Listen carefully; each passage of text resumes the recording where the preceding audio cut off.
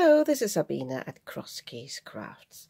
Today with another card recycling video. I had quite a thing recently what I would like to do with all my old Christmas cards, and I've got quite a few ideas, but this one was inspired by a video I saw earlier, and it was a Peekaboo card.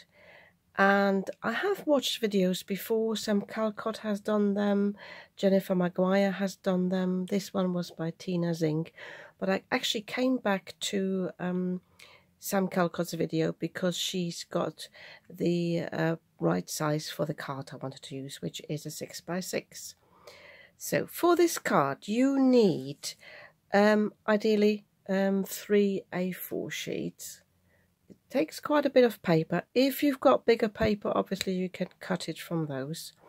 You need one panel that is 8 3/4 by 6 inches, and you score that at 2 3/4. My scoring board's got it at this side, and then I just turn it upside down. It doesn't really matter. Then you need another panel that is 6 by 6 1/4. And you score it at 1/4. You create a 1/4 flap, or you score it at 6, again which way round your scoreboard is. And then you need one panel that is 9 inches by 6 inches, and you score that in the middle at 4.5. Is that correct? Yes, 4.5. If you would like to create some mats, then you would need pieces that are 4 1/4 by 5 3/4. For my card, I have decided against that at the moment because I thought that would be too many layers for my die cutting machine to handle. I could cut them separately, but it's all a bit fiddly. The mechanism itself is actually quite easy, but I had a few hiccups when I tried this one because I've already created one. And this is what it looks like. So I have used this picture here. Let me just zoom out a little bit again. And I've cut a little rectangle here where I place this picture in. And I've chosen this, by the way, because it has this little snowman and the tree. You want an image or a card that's got an image on the right hand side of your card. And when the recipient opens it up, this Merry Christmas slides in its place. And as I said before, you can have a mat here. I will probably, when I write my sentiment, I will probably write that on a thin piece of paper, maybe with a nice frame, and then stick that in here, but I didn't want any more layers. But as I said, it's fairly easy to create. Just the die cutting can be a little bit fiddly, and I had a few hiccups. And I've also just noticed that my die cutting plate, or rather the sticker on my die cutting plate, I've got a sticker here on top, actually left a mark on the front here, but that was one of my hiccups. I'll show you the other one in a moment, because I've got a oops, I can't want it to fall down there. I've got a Sizzix fold away which is only 6 inches wide, and when I wanted to die cut earlier, let me show you the piece here, I didn't pay attention how I put it in, and it got caught on the side of my die cutting machine. So if you've got a small die cutting machine, you need to be mindful with this size. So I have already prepared my sheets, and let me just find this one.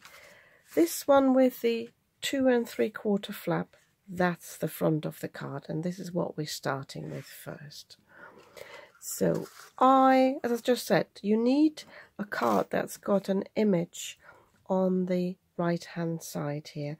I was a bit doubtful at first whether I wanted to use this card. I really like it. It's got some glitter on it. But I thought it would be nice actually if I cut out this house to make a From Our Home to Yours card.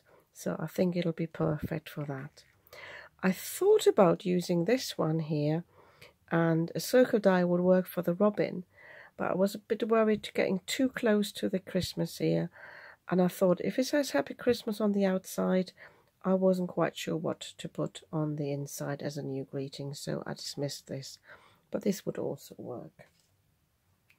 So the first thing I did was, because I want to place this image on the inside and I don't want any double layers, I'm die cutting these separately. If you're not bothered, you can do that, can glue this on and then die cut it, but I think it's better to have a thin layer of this. So what I'm going to do first now is I'm going to place the die here. As I said, it needs to be in this half of the image. I will actually, oh sorry, of the card. I will actually move it a little bit closer, maybe get the, is it pheasants there, hens, whatever in. Oh, and the other thing is that I didn't pay too much attention last time. You need at least 1/4 of an inch here, because this is where you will attach the flap of the other panel. So I'm just sticking this down here, and I will put this, or at least put a piece of copy paper on top when I put it through my die cutting machine, because I don't want any impressions as I had before. So this has cut out really nicely, so I'm peeling that. It's a low-tech tape I'm using for this. Peeling it off carefully. A bit of the glitter comes off, but that's fine. So I'm now using this here as a template to cut my window out of this one. And I've cut this slightly smaller than the 6x6. I didn't want to cut too much off. With the other card, I made it 5 3/4 by 5 3/4. This is 5 7/8 by 5 7/8. So I'm now taking a pencil and I'm tracing this window here. I think Sam Callcott just used this and cut through that, but I don't really want any imprints, and I don't want too many layers in my die cutting machine. So, but because if I put this on here now, I can actually see where I've drawn. I'm going to use my ruler, and I'm going to, let me just zoom in, you can't see what I'm doing. And I'm going to draw lines next, or on the inside of this square. And I want them all to be even. So I've got an even edge there, and you see how far I'm going. It doesn't really matter how far you go in, as long as the frame is even. Apologies if you hear noises in the back. I've got a party downstairs in the pub that's in full swing. So I probably need another line here, go a bit further in. And not as wonky either. Doesn't matter, this will all be cut away, so, but can you see I have a fairly even frame. And now when I place this down, I've got basically the inner frame that I can align this on, and then I hopefully have it in the same place. So I'm sticking it down again. Tell you what, I'm just disposing of this one that's got the glitter on, and use some other pieces. I always keep them on my die cutting machine, so I've always got some handy there. Taking another piece because I found earlier it wanted to move a little bit the square. So, and now I can die cut this from the cardstock. I only put it through as far as that. You can feel when you've put the die through, and then I put it back through the other way, so I don't need to put the whole piece of cardstock through my die cutting machine. Now that I have cut the window out of this piece, I can cut the window into this one. This is the 9" by 6 inches. So I'm folding it in half. I'm scoring it. By the way, I just remembered, this is a new lot of the 300 GSM cardstock by UK Crafts, and I always rave about it. But the new set lot is not as smooth as the old one. I've got the comparison, which is a bit of a pity. It's still nice, it's still heavyweight cardstock, but not as smooth, and I have to be mindful of that when I want to use it for certain media. So I'm doing the same as I did with this piece here now. So I'm aligning this here on this edge, so that gets lined up here. It is obviously shorter on the inside. Can you see? There's the fold line. So I'm making sure I'm actually sitting it down on my desk. And now I'm taking my pencil again and do the whole process again. So drawing it on here, and I will draw the inside again, and I will cut this from both layers. So I'm cutting it through these both layers. And I said to you before, you can put a mat in there, but I think my die and my die cutting machine wouldn't handle that, not without leaving imprints on the cards anyway. So I will quickly do this off camera, and then I come back and show you how we assemble the card. So all we need to do now is to assemble the card. So this gets glued on the front panel. I'm just using my magic glue for that. Any glue obviously is fine.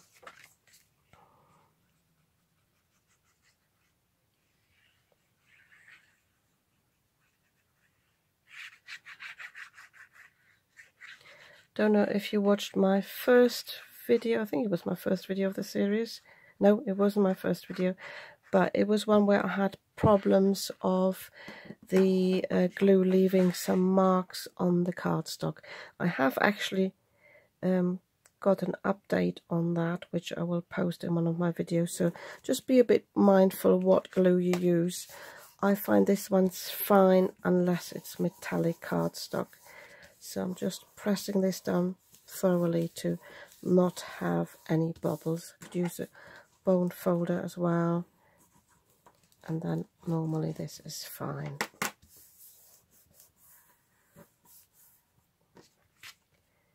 So then, making sure it's glued on properly in the corner, pop another lot of glue in there. Just a little bit. Also make sure you've got plenty of glue around the frame. You don't want that to interfere with the mechanism. So then I put glue on the front of this one here.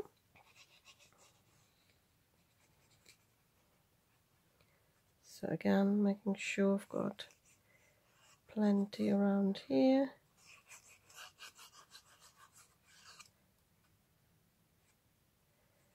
Also on the spine. So, and this one gets glued behind this one, and I need to align the windows now, hoping that that all fits. The magic glue gives me a little bit of wriggle room if I need to align anything, so I'm pressing this into shape, still watching whether the window is fine. I hope I've cut correctly. If not, you could always cut a little bit off, but I think that's fine. I'll turn it round, yeah. So I'm pressing this down as well now.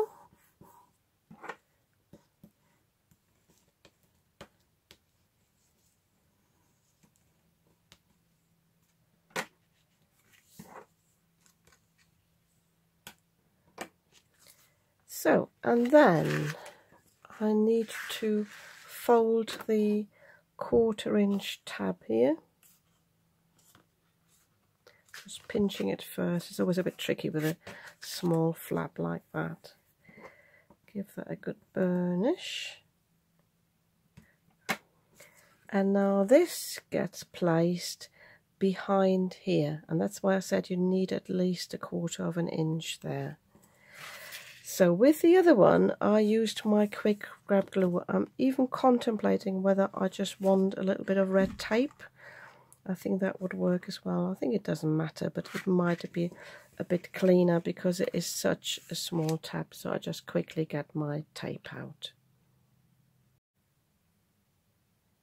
So I put my tape on here, and this needs to go behind this flap here. So the second half of the back of that fold. And I hope I can do this so it's in camera shot. Trying to peel the paper off is always a bit of a bummer.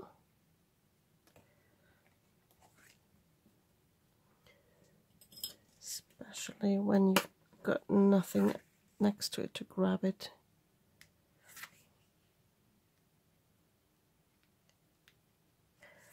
Oh, should have used the glue after all, the liquid glue.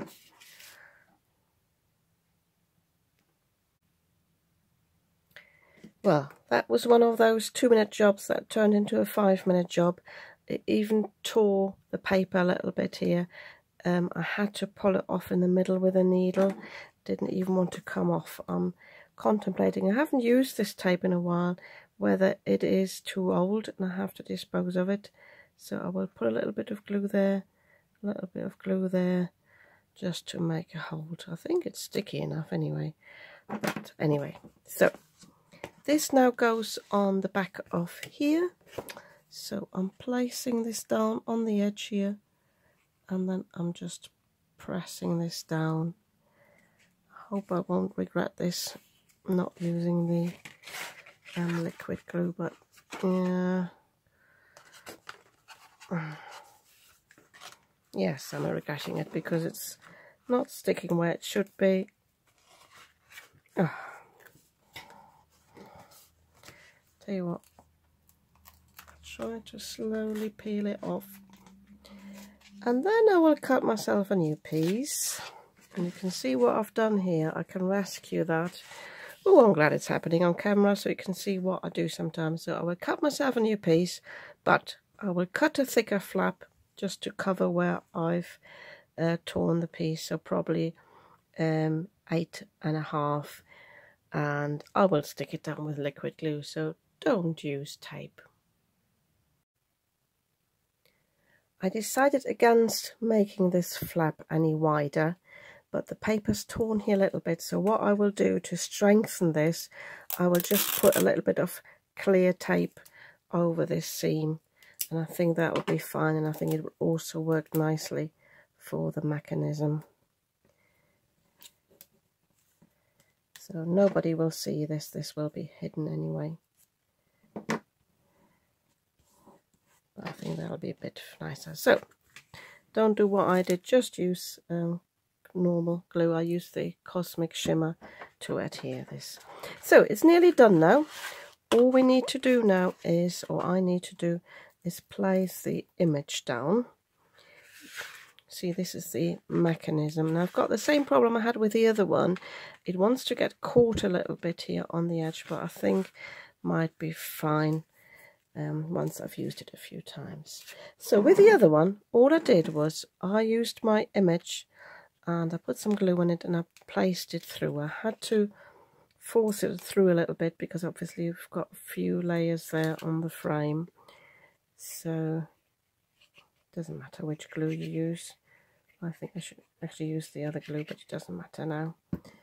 So placed it down in here, and then I held it firmly in place and lifted these layers up so that I could push it down on the back.